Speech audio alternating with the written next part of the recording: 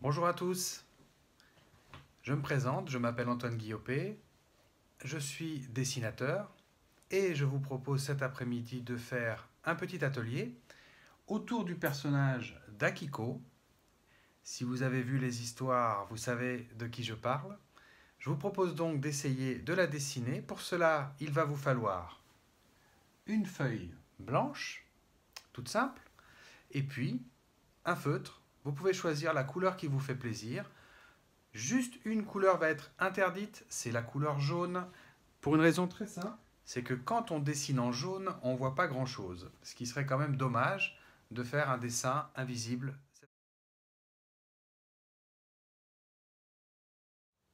Tout le monde a sa feuille? Tout le monde a son feutre?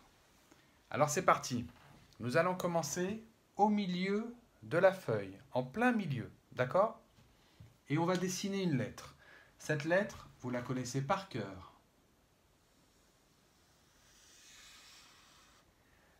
C'est la lettre U. Vous mettez la lettre U en plein milieu de la feuille. D'accord? Attention, ce U doit être assez grand, puisqu'à l'intérieur, tout à l'heure, nous allons mettre des yeux, un nez, une bouche. Il ne faut pas faire un tout petit U, sinon vous n'aurez pas la place. Ça y est? Nous allons dessiner maintenant les oreilles. Regardez bien. La lettre C va être collée au U à gauche. Et de l'autre côté, nous allons faire la deuxième oreille avec un C à l'envers. Je vous laisse faire. N'ayez pas peur. Un à droite, un à gauche. Ok? Ensuite, petite astuce de dessinateur, ce que nous pouvons mettre dans les oreilles.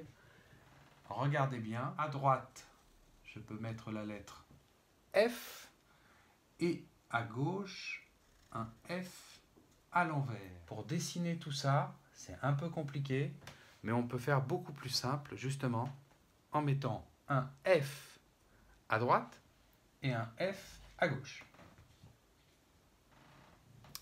Ça y est? Très bien.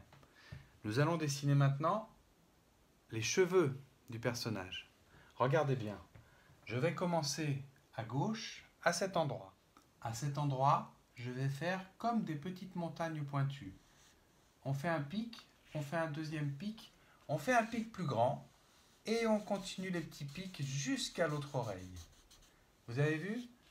Je rejoins les deux oreilles par une série de zigzags comme ça, des lignes brisées d'une oreille à l'autre. Je vous laisse faire et quand vous aurez terminé, on fera les deux yeux. Ça y est? Alors, pour les yeux, ce personnage vit dans un pays qui est très loin d'ici, qui s'appelle le Japon. Pour faire les yeux, regardez bien, je vais faire un trait couché sous la frange des cheveux et un deuxième trait couché sous la frange. Nous avons donc là les deux yeux du personnage. Bien au milieu du visage, nous allons dessiner maintenant le nez. On va faire quelque chose de très simple, c'est-à-dire que nous allons juste dessiner un trait couché, un petit trait plat au milieu du visage.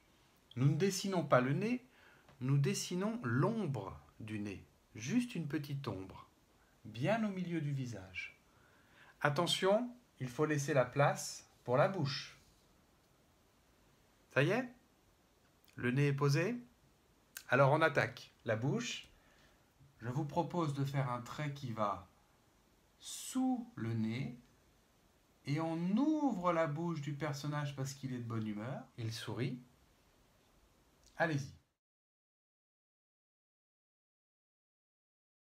Nous avons donc la bouche.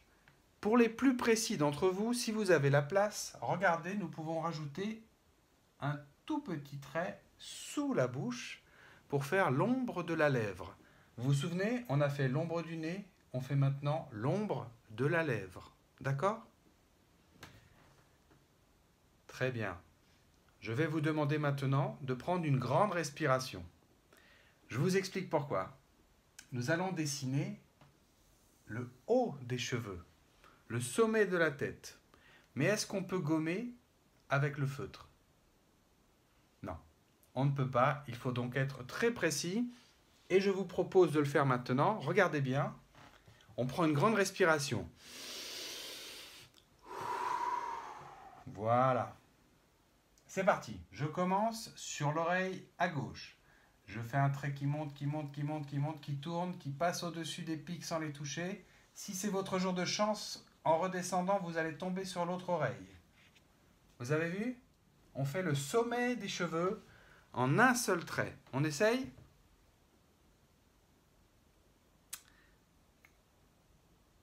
Si, vous pouvez le faire.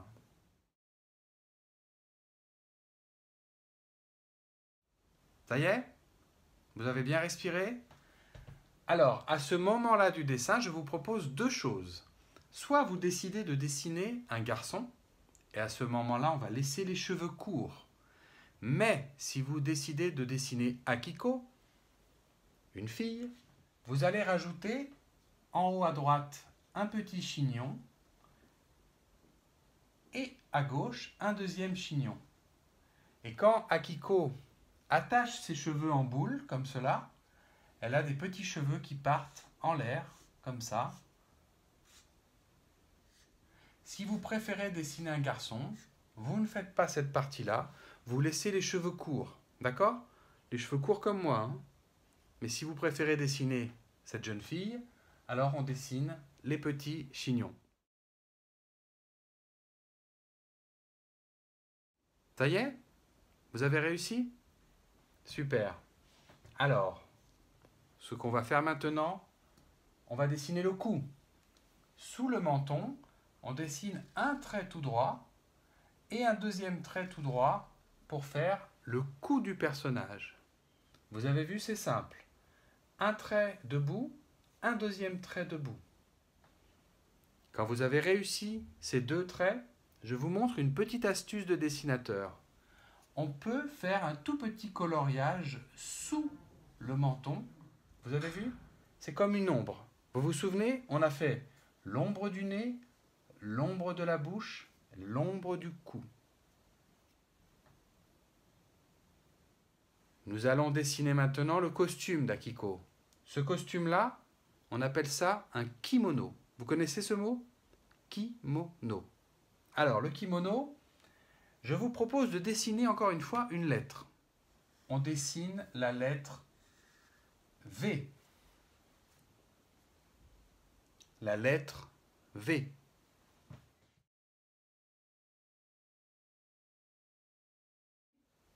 Nous allons dessiner maintenant le col du kimono, comme ici, comme ce que je porte. Regardez bien, il est important de commencer sur le bord du cou. Vous allez dessiner un trait couché, un trait debout. Allez-y, on dessine le col du kimono. Un trait couché, un trait debout. Ça y est? On va dessiner maintenant l'épaule.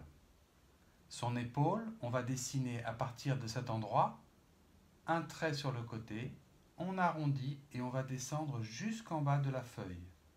Vous descendez jusqu'en bas de votre feuille, d'accord? Quand vous avez réussi cette première épaule, on va dessiner évidemment la deuxième.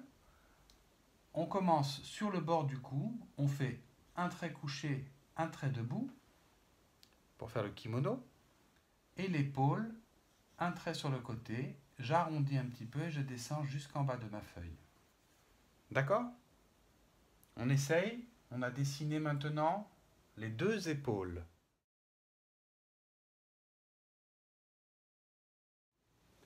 Pour les kimonos, on peut les fermer avec une ceinture. Pour la ceinture, c'est un dessin qu'on va dessiner sur le ventre, une forme géométrique que vous connaissez bien. Regardez bien, je dessine sur son ventre un rectangle. Ce rectangle, il faut faire attention à une chose. Vous remarquez que le rectangle ne touche pas ce trait à droite et il ne touche pas ce trait à gauche. Tout simplement, c'est parce que à droite et à gauche, nous avons les bras. La ceinture, elle passe autour de la taille. Les bras sont de chaque côté. Moi, pendant ce temps-là, je la colorie pour que vous puissiez bien la voir. Pour les coloriages, je vous ferai ça après, d'accord? Déjà, dessinez le rectangle sur le ventre. Voilà. Le personnage est presque terminé.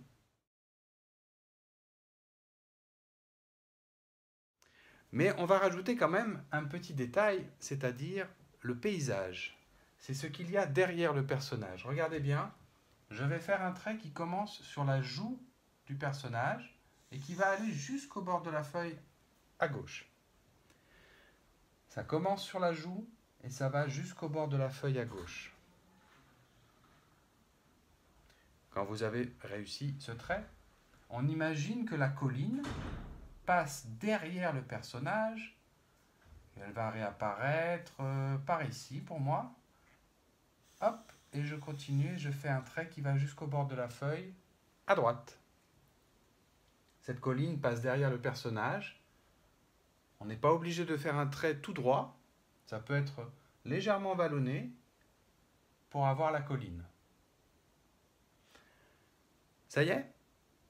Alors au Japon, il y a une montagne qui est très connue. C'est un volcan. Et le volcan, on va le dessiner ici. D'accord? Le volcan, c'est une montagne. Regardez bien. Cette montagne, elle monte, elle monte, elle monte, elle monte, elle monte, elle monte, elle monte. C'est normal, elle monte. C'est haut, une montagne. Et au sommet, c'est tout plat, puisqu'il y a le cratère, comme c'est un volcan. Et on fait redescendre la montagne de l'autre côté, sur la ligne. Voilà.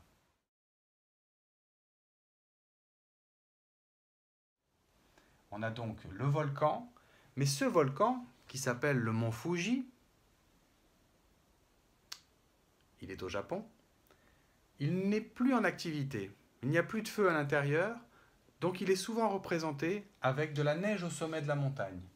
Pour faire la neige au sommet de la montagne, vous vous souvenez des petites lignes brisées que nous avons fait ici? Oui, vous vous en souvenez? Ces petites lignes brisées, on va essayer de les refaire au sommet de la montagne. Regardez bien.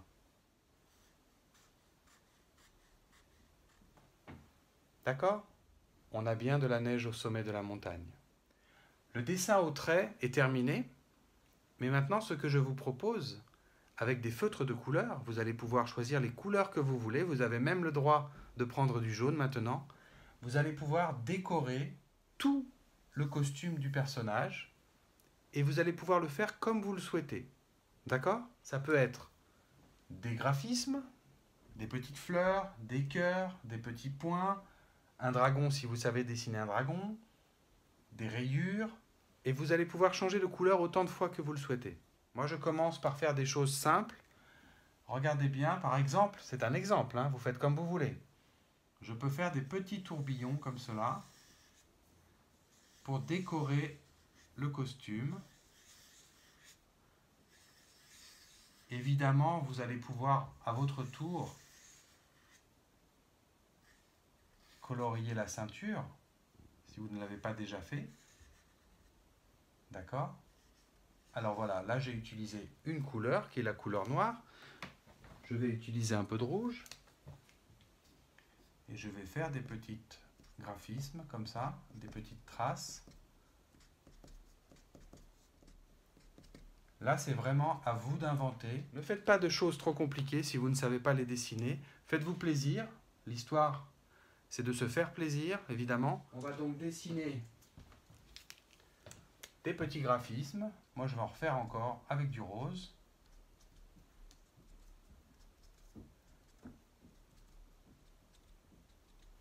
Et je vais même utiliser du jaune. Il n'y a pas de raison. J'avais dit qu'on pouvait s'en servir pour la décoration.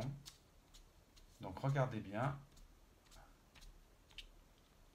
Voilà. Quand vous aurez terminé de décorer le kimono, on peut rajouter des petits détails, comme le ciel, avec des nuages roses, mais vous pouvez évidemment faire des nuages bleus. On peut rajouter quelques oiseaux dans le ciel, très simple. Et le plus important quand vous aurez terminé votre dessin, c'est évidemment de le signer de votre prénom. Si vous avez une signature d'artiste, c'est le moment ou jamais. Et puis si vous n'avez pas de signature d'artiste, vous pouvez en inventer une ou tout simplement écrire votre prénom. Moi, je vais signer A-N-T-O-I-N-E. C'est mon prénom. Antoine.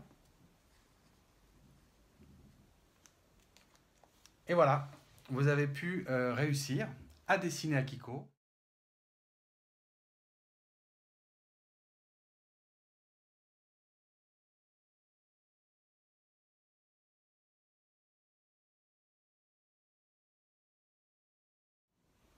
Allez, au revoir.